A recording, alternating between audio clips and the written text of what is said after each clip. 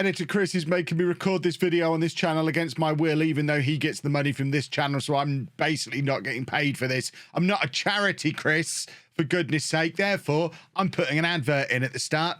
Tomorrow, new save starts over on Twitch, twitch.tv/LOLLUJO. You will eventually get highlights here on LOLLUJO 2 as well, but the best place to watch it, the main event, twitch.tv/LOLLUJO, 7 p.m. tomorrow night, Sunday night, we start a brand new save. I urge you to come along and enjoy that with me. It's going to be great.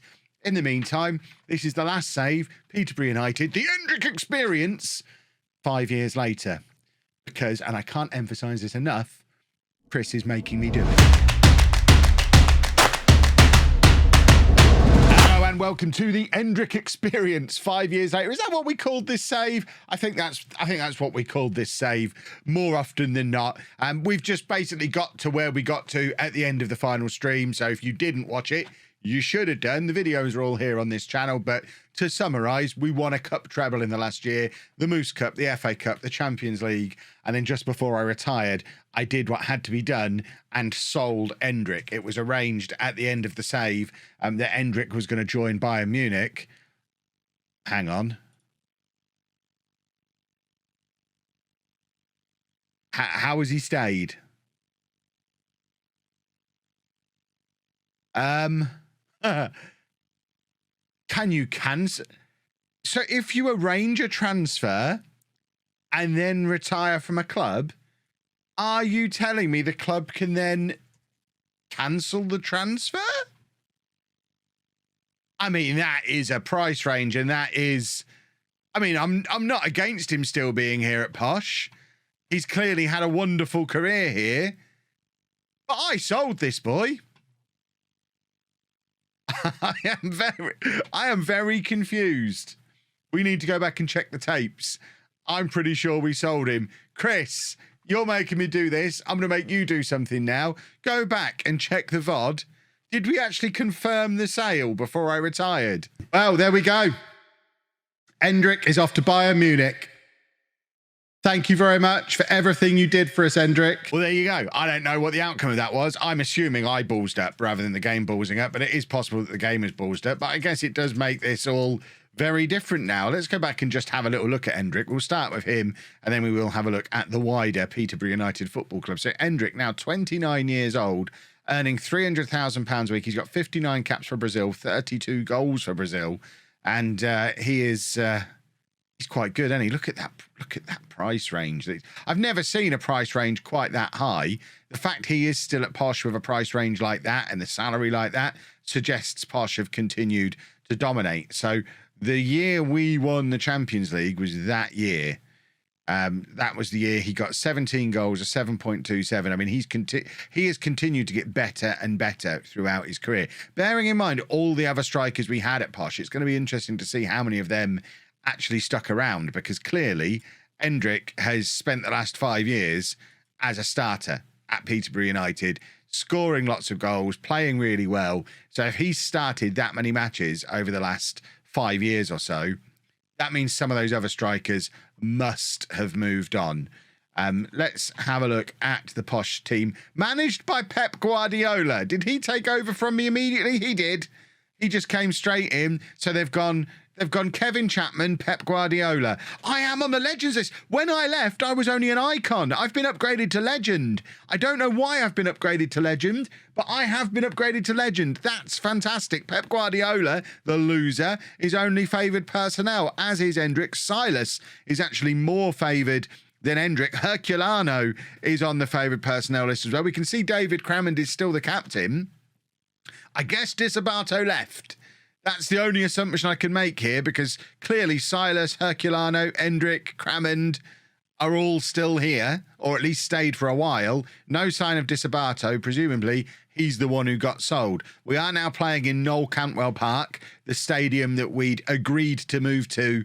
I think we were going to move in 2 years after we ended the save, or I guess the year after, 2032 we've moved in. Now has a capacity of 54,000. I don't think it was going to be that big initially, which again indicates this club has gone from strength to strength. The fact they've only had one manager since I left would suggest that they've just carried on winning lots of things. In fact, there you go. They've won the Premier League.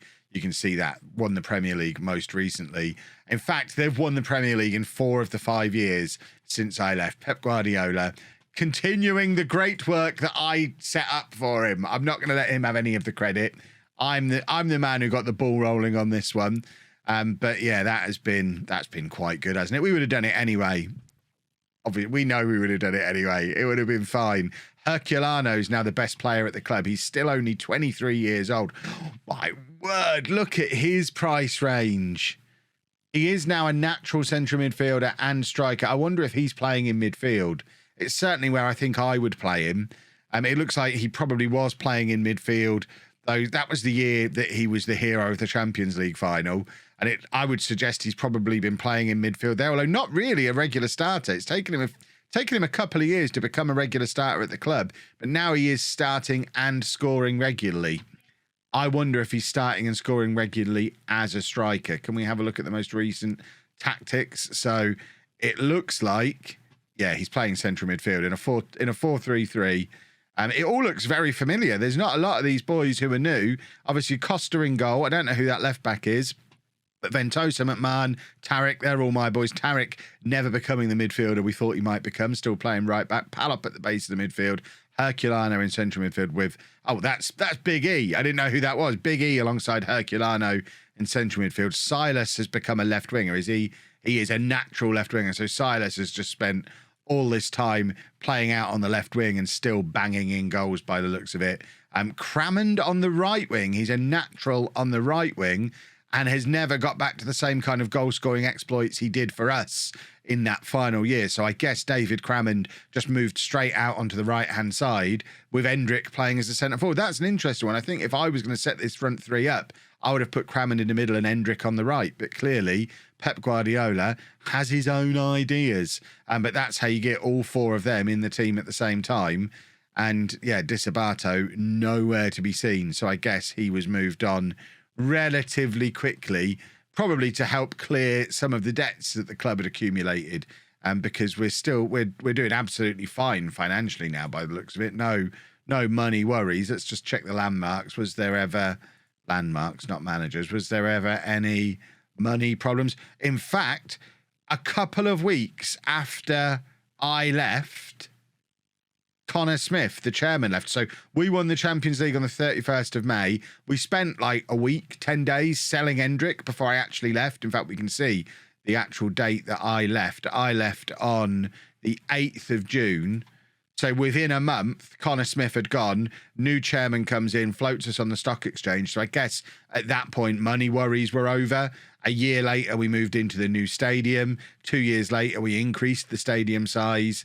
And then we've just carried on winning things. Doesn't look like we've ever gone back and won the Champions League again. Just that one Champions League win. Just those 2 finals. They were the only times we've made it into the final of the Champions League, but obviously dominating in the Premier League, which is, I mean, it's what was always going to happen anyway. But let's try and work out what's happened to Disabato and the rest of the class of 2031. So Herculano, the only player we brought in that year. Nobody leaving after me that summer. We don't want loan. We want all transfers, not loan deals. So what's Pep Guardiola done? We don't really care about who he's brought in. I'm more interested in who he's sold. So immediately, Diego, Bianchi, they've both gone. They were both players who were out on loan, so they wouldn't have been missed at all. Leighton Lidicott going for £25 million is interesting. I think he's someone who would have gone on to become quite good. As it is, maybe not. I mean, I guess we've done quite well to sell him at a profit there, although he has now made it back to the Premier League with Leicester. The year after, Isaac Hansen-Aaron goes to Newcastle, which is a little bit of a shame. He was one of my favourites. I liked him. He was never he wasn't like a first name on the team sheet favourite, but a bit of a cult hero in my mind. Jedlick has gone to Leipzig. Adam Fell, I hope he's all right, has gone to Paris Saint-Germain. Still only 29 years old. Oh, in fact, he's gone Paris Saint-Germain and then Newcastle and not been a regular starter at either of them. So, unfortunately, it looks like he probably wasn't all right. And then I don't even know who Alejandro Gramajo is. I guess that's someone Pep signed the year before, didn't use, and then sold by the looks of it. Gavi went to Paris Saint-Germain for a very cut price, £32 million. I think That screams Herculano effect right there. And Gavi's now gone through the same thing at 2 different clubs where he's been a superstar regular starter, but then just inexplicably fallen out of favour and been moved on. It happened to him at Barcelona. There's my 2 seasons with him at Posh. Pep used him for the first season, stopped using him in that second season, though, and he's moved to Paris Saint-Germain partway through. And I guess that's when Herculano has established himself in central midfield. At this point, Gavi has left, Hansen is left, and Gavi just not able to establish himself at PSG. That feels like a little bit of a waste. I think he's probably better than that.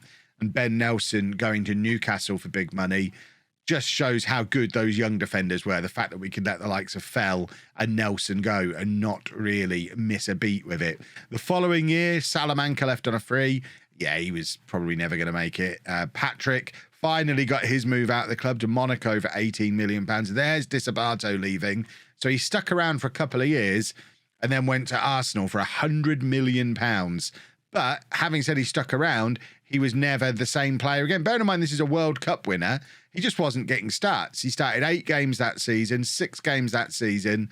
Once he gets to Arsenal and starts playing regularly again, he's rattling in the goals. So he was a top, or still is, a top level striker, just couldn't get past that 4 brilliant attacking players that we'd assembled ahead of him in the list. I think I probably would have used him more than maybe Pep has. And then the year after that, the team continues to get disassembled. Vujovic goes to Celtic for 17 million. I don't know who that guy is. Peter Vernon has left to go to Brighton and then lasted there a year before going on to Blackburn. So he never quite made it and has not really quite made it anywhere else. And then the most recent season, Gravenberch finally leaves at 34 years old to go to Barcelona. He'd been a star for a long time. I wonder, we'll check in on Big E in a minute. Has Gravenberch been in Big E's way for 6 years? I would suggest Big E probably wouldn't be a starter now if that were the case. I should think they've probably rotated around a little bit. So if we have a look at this team just to see how these boys have got on, Diogo Costa, just a superstar. What a signing he was. Only conceded 19 goals that year. What a signing. Tarek, very much a right back. Never did become the attacking midfielder, the central midfielder we thought he might.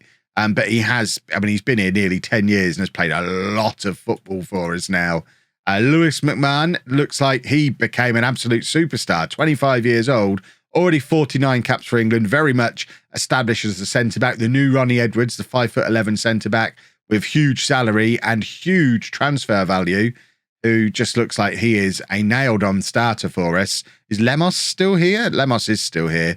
But Ventosa is the one partnering him currently. 93 caps for Portugal now for Ventosa. And I just want to check in on Lemos as well, who presumably is also playing quite regularly at centre-back, although very much the backup to those two, the lowest value of the 3, and doesn't play as much football as either McMahon or Ventosa. Surprised to see Lemos be the one who hasn't really gone on to become a superstar for us. At left-back, Langlois is still here, but it looks like he's been usurped by someone younger, although to be fair, he is still playing regularly. This guy kind of playing. They're kind of rotating. And then Mark Palop, good to see him become awesome. 35 caps for Spain by 26 years old. This is why we didn't need Gavi anymore, because we've got the younger, better version of him, who is an absolute star for us. Mark Palop, Herculano, we've already had a little bit of a look at. He's quite good. These are numbers out of midfield, which is bonkers. And then Big E, 57 caps for Scotland. I tell you what, there's some huge salaries at this football club. Big E, Gravenberch wasn't in his way. Nobody gets in Big E's way. He has been a regular all the way through. What a star he is. And then David Crammond, we've already looked at, haven't we? Silas and Hendrick, we've already looked at. Beretta is still here at 27 years old. He's played 56 times for Italy, so he's turned into a decent player for us as well. Presumably he's rotating with Palop at the base of the midfield and maybe getting some time in ahead of Big E as well on occasion as well. Savic is still here, 27 years old now, but looks like he's on his way out on a free transfer. He's done his bit, but gradually as the youngsters got better and better, he hasn't really kept pace with them and he's never played anywhere near as much football as he did under me. So he's had 5 fairly miserable years under Pep by the looks of that. And that is the end of my boys at Peterborough United. The last thing I'm going to do is just appoint a new manager at Posh. I just want to see the financial situation, see what kind of impact floating on the stock market and getting the massive new stadium has made. We left this club about £250 million overdrawn, but knowing it would be okay as long as we kept winning. We gambled on the future. We knew it would be okay as long as we kept winning. And it looks like that's definitely how it's settled out. So club balance of 32 million. Debt-wise, there's a little bit of transfer debt. Still the stadium and stuff to pay off. But yeah, certainly seems to have all resolved itself now. A much bigger wage budget than I ever got. A £5.6 million wage budget that we're getting nowhere near. Big transfer budgets every season. Yeah, who knew that success sorts out all your money problems, eh? Didn't have to sell all the players, just needed to move into the new ground and keep on winning. Easy peasy. Job done. What a save. What a team that I think is just going to be fantastic when it comes round to the LOLLUJO Cup at the end of the year. We will see this Posh squad again at the end of the FM23 cycle. Hopefully you have enjoyed that little look at 5 years in the future of our wonderful Peterborough United beta team that managed to survive all the way through into January. Like I say, new save starts tomorrow. Make sure you are with us on Twitch, 7 p.m, twitch.tv/LOLLUJO, and then the highlights of that first stream will be here on LOLLUJO 2 on Monday morning in the usual 11 a.m. slot. If you have enjoyed it, please make sure you leave a nice big thumbs up. I think this is the first native content for this YouTube channel I've made in about 3 years. So give it some love, and I might do another one at some point and negotiate with Chris how I'm going to get paid for it. Subscribe to the channel, of course. I mean, we want to hit 50,000 subscribers on this channel before the end of the FM23 game cycle. And what better time than now for you to tickle that subscribe button and make sure you are part of the fun that we have over here. It's a very different kind of content on LOLLUJO 2, and very much worth subscribing for. And thank you very much for watching.